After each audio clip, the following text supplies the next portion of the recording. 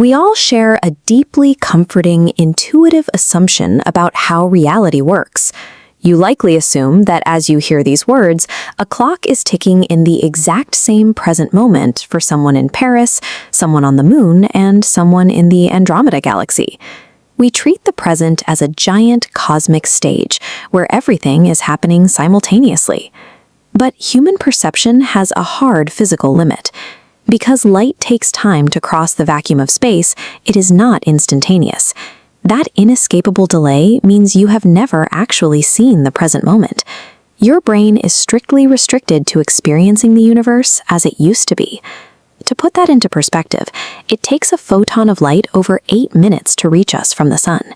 If the sun were to instantly vanish, we wouldn't have the slightest clue for 8 minutes and 20 seconds.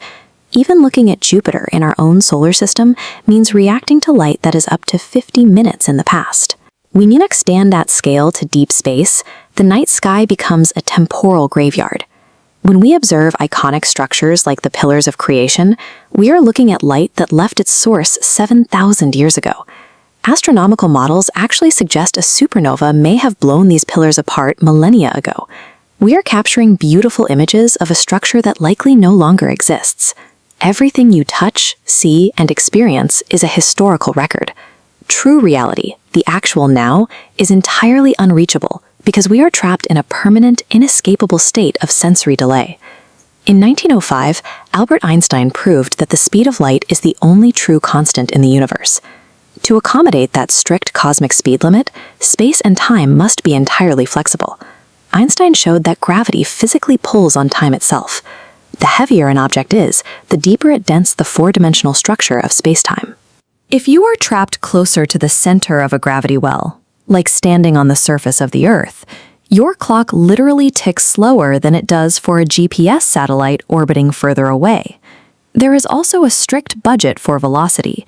The faster you move through space, the slower you move through time relative to a stationary observer.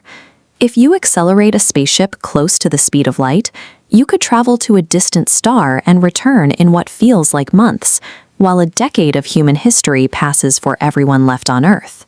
Every planet, every star, and every moving body is ticking at a wildly different rate. There is no cosmic metronome keeping the universe in sync. Your now is completely unique to you. To understand exactly what this means for human existence, physicists point to a thought experiment proposed by Roger Penrose, known as the Andromeda paradox. This diagram maps the geometry of Earth and Andromeda. Imagine two people on Earth, one standing perfectly still, the other walking.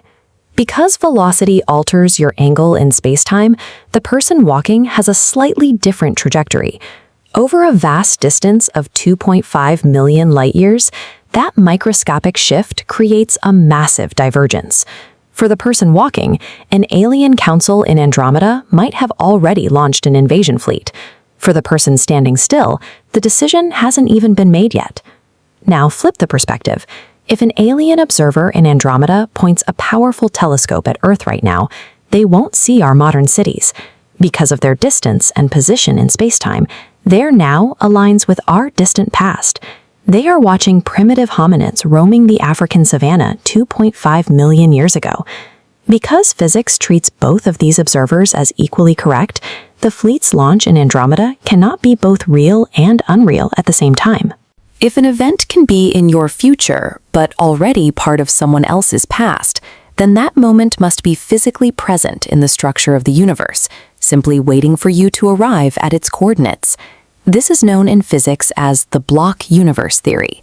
Your birth, your reading of this sentence, and your eventual death are all static, unchangeable coordinates in a four-dimensional block of spacetime. The future has already happened, you just haven't arrived there yet. If time is a static block at the cosmic scale, we must examine the microscopic base code of reality to see if time flows there. When we zoom in far enough, we hit a mathematical boundary known as the Planck scale. At approximately 10 to the negative 43rd seconds, this is the absolute limit of physical reality, the exact threshold where the smooth, continuous fabric of spacetime violently breaks down.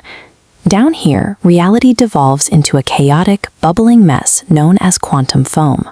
The fundamental rules of cause and effect are totally obliterated. There's no physical distinction between before and after. The past, present, and future smear together into mathematical gibberish. In the 1960s, theoretical physicists John Wheeler and Bryce DeWitt attempted to make sense of this by creating a single mathematical framework, an equation that could successfully unify the physics of the massive with the physics of the microscopic. The math worked beautifully, describing the quantum state of the entire universe. But it contained one terrifying issue. When the equation was solved, the variable for time completely dropped out.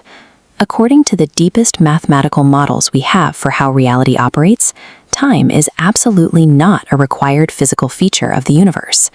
At its core, the cosmos is a timeless, static churn.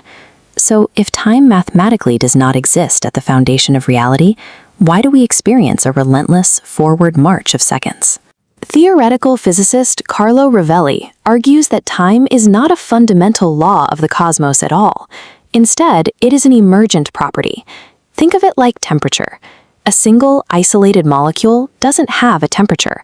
Temperature only emerges as a macroscopic effect when you have billions of molecules interacting and bouncing off one another. In the exact same way, a single quantum particle does not experience time. The progression of seconds only emerges as a statistical blur at a massive scale. Our brains are simply too large, too massive, and too slow to process the overwhelming complexity of a timeless, static universe. To make sense of our surroundings, we rely on entropy, the measure of disorder in a system. The universe began in a highly ordered state and has been decaying into a state of higher entropy ever since. This irreversible transition from order to chaos, a glass shattering but never unshattering, is the only physical process in nature that has a strict direction. Your biological brain anchors itself to this thermodynamic decay. It uses the transition from order to chaos to stitch together memories, forcing a coherent, linear story out of a static reality. Evolution optimized our perception to prioritize survival over physical precision. This feeling of a flowing now serves as a biological translation mechanism, turning the static complexity of the universe into a coherent sequence we can navigate.